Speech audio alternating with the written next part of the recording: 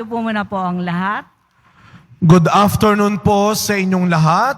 Good afternoon po. At mga kapatid, sabay-sabay muna nating papurihan, pasalamatan ang ating mahal na pong Jesus Nazareno. Isang malakas na palakpak ng papurit, pasasalamat.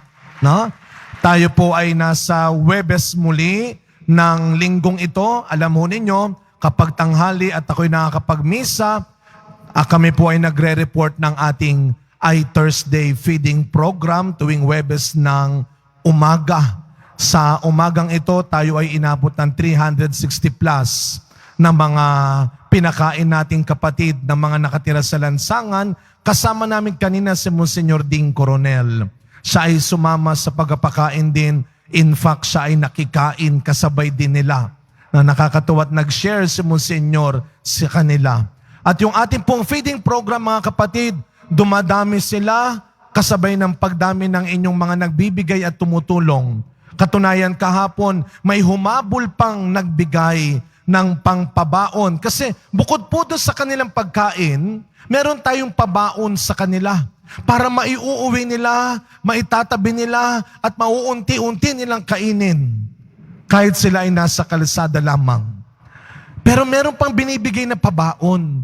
Pero dahil kapag napakarami na, at kukulangin yung ating pagkain inihanda talaga, yung pabaon natin ay binibigay natin doon sa mga nasa labas pa. At alam ho ninyo mga kapatid, kami nagpapasalamat sa mga hindi lang sponsor, nagvo-volunteer din. At nakakatuwa hong maibahagi sa inyo yung mga nagvo-volunteer, hindi lang isang tao, pamilya, mag-asawa, magkapatid, meron dyan magkatrabaho. Sabi sa akin, Father, alam mo, buti na lang isinama ako nito. Buti na lang sinama ako ng kapatid ko. Sinama ako ng kaibigan ko. Buti na lang sinama ako ng nanay ko. Alam nyo, yan yung lengguwahe natin eh.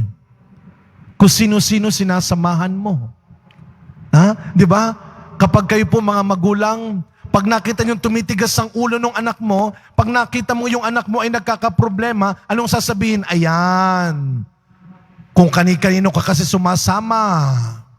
Kung saan ka dinadala ng mga barkada mo.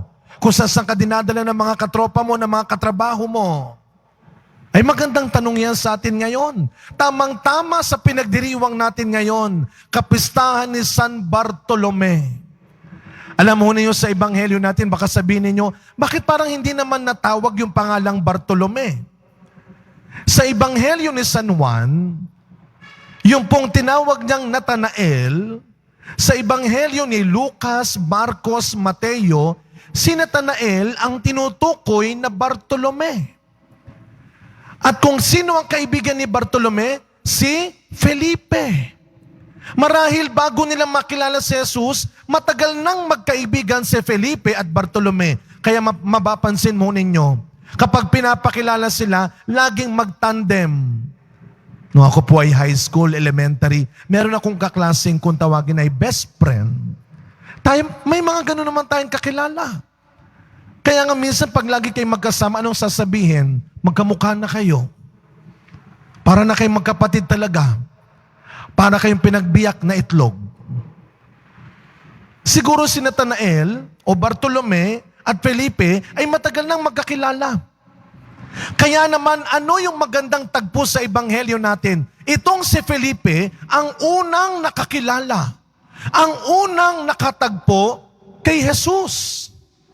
Bilang mabuting kaibigan, ano ang ginawa ni Felipe? Pumunta siya sa kanyang kaibigan. Sabi dito, hinanap ni Felipe si Natanael o Bartolome. Hinanap niya. Parang si Maria, naalala ninyo? Pagkatapos siyang dalawin ng anghel, anong ginawa ni Maria? Dinalaw si Isabel, si Elizabeth. Sapagkat gusto niyang ibahagi ang mabuting balitang siya'y magiging ina ng Diyos. Ganon din si Felipe, bilang mabuting kaibigan. Matanungan natin ang sarili natin, ako ba, kapag ako'y nakakatanggap ng konting ginhawa sa buhay, kapag ako ba ay gumagaling, kapag ako ba ay nakakaipon-ipon, nakakaangat-angat, kapag ako ba ay nakaipon ng malaki, Kapag may magandang nangyayari ba sa akin, kilala ko pa rin sila o nagtatago ka na o sinosolo mo na. Hinanap ni Felipe si Natanael. At anong sabi niya? Natagpuan ko na si Jesus. Ang nais ni Felipe, hindi lang siya ang mailigtas, hindi lang siya ang mabago ni Jesus, hindi lang siya ang maging mabuti. Gusto ko pati ikaw.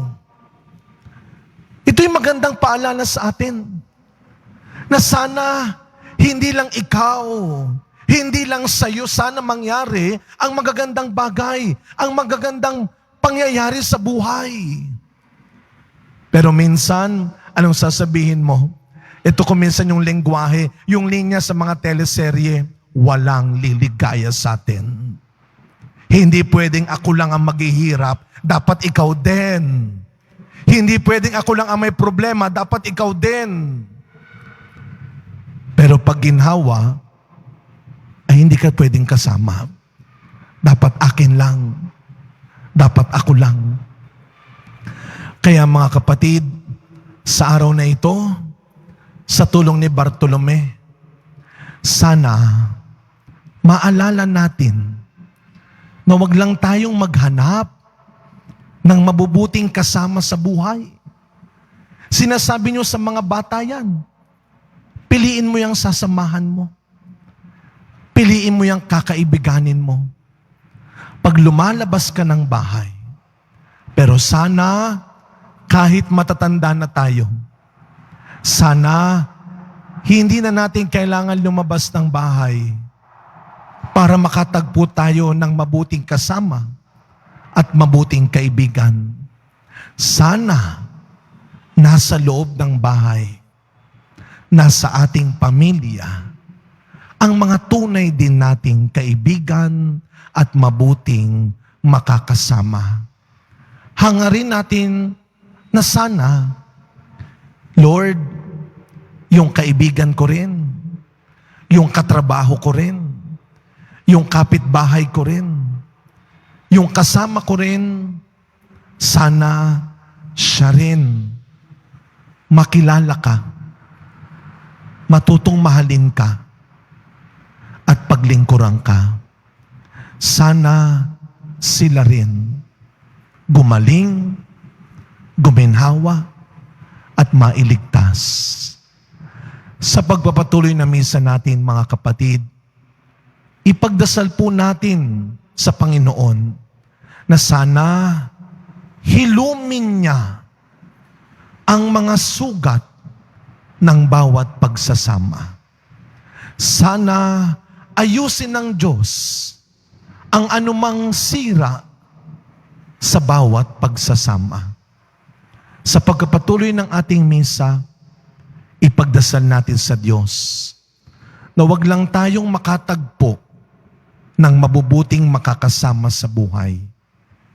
Tulungan nawa tayo ng Panginoon na tayo rin maging mabuting kasama sa buhay ng iba. Amen.